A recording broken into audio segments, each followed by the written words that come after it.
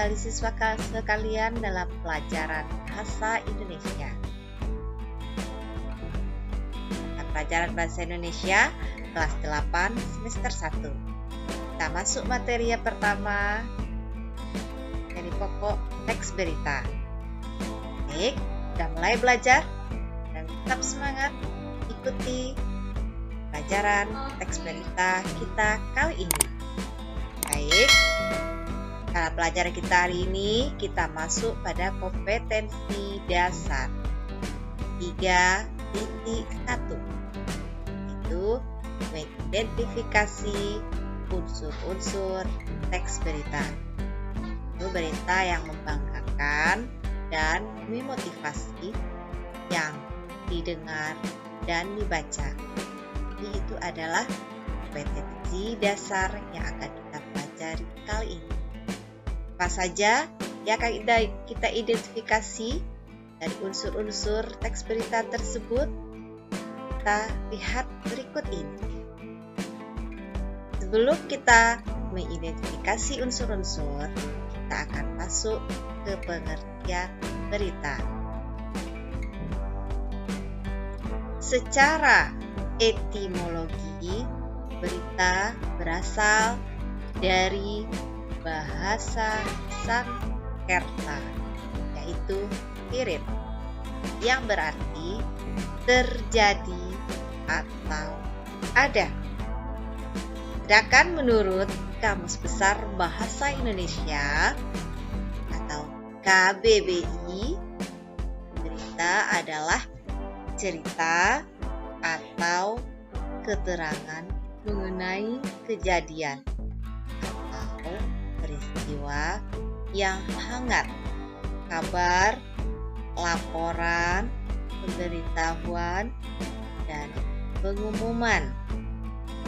Itu tadi adalah pengertian berita secara etimologi dan menurut Kamus Besar Bahasa Indonesia.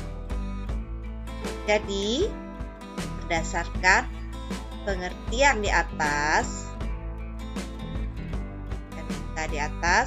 maka teks berita adalah teks yang melaporkan kejadian atau peristiwa atau informasi mengenai sesuatu yang telah atau sedang terjadi.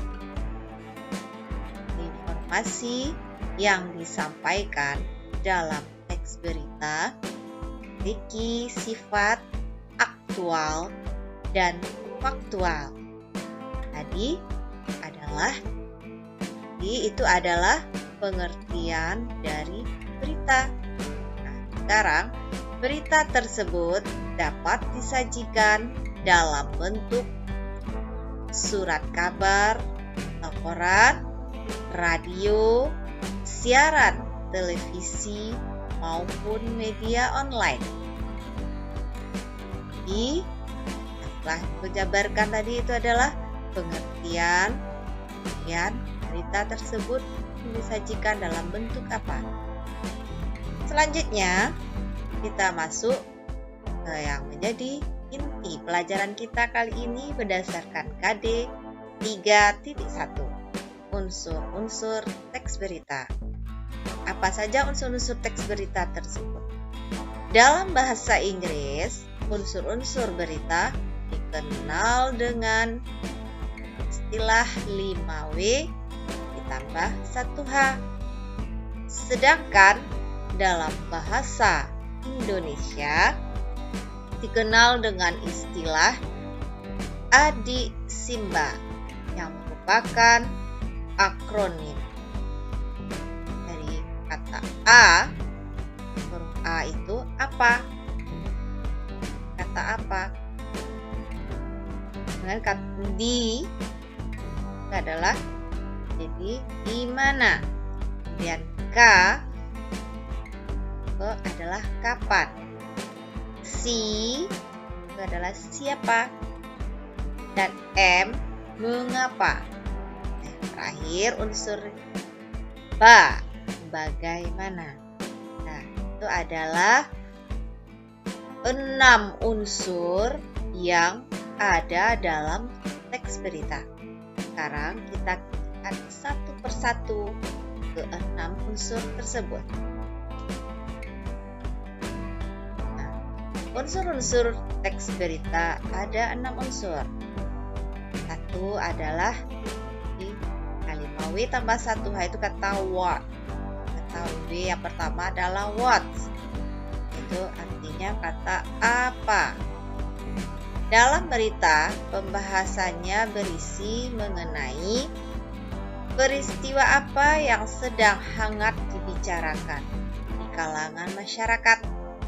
Jadi, unsur yang pertama ini saya membahas peristiwa apa yang hangat dibicarakan di kalangan masyarakat. Itu ada unsur what atau kata apa.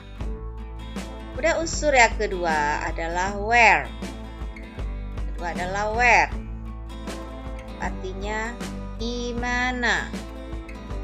Nah, where adalah di mana peristiwa itu terjadi. Nah, ini berkaitan dengan tempat. Berita harus memuat lokasi kejadian. Ya, berita jadi jelas dan dapat dengan mudah, yaitu unsur teks berita yang kedua. Nah, masuk kita lagi unsur yang ketiga, yaitu yang ketiga kata misalnya when, sedangkan dalam misalnya itu dari kapan, artinya when itu adalah kapan. Berita menyebutkan waktu kejadian peristiwa. Ini berkaitan dengan waktu kan kejadian peristiwa itu terjadi. Baik, kita lanjut ke unsur yang keempat. Who. Tahu yang keempat adalah who. Artinya siapa. Meliputi orang-orang yang terlibat dalam peristiwa atau berita. Orang tersebut diceritakan oleh pembuat cerita. Masuk lagi kita unsur yang kelima, W yang terakhir adalah why. Artinya mengapa. Apa?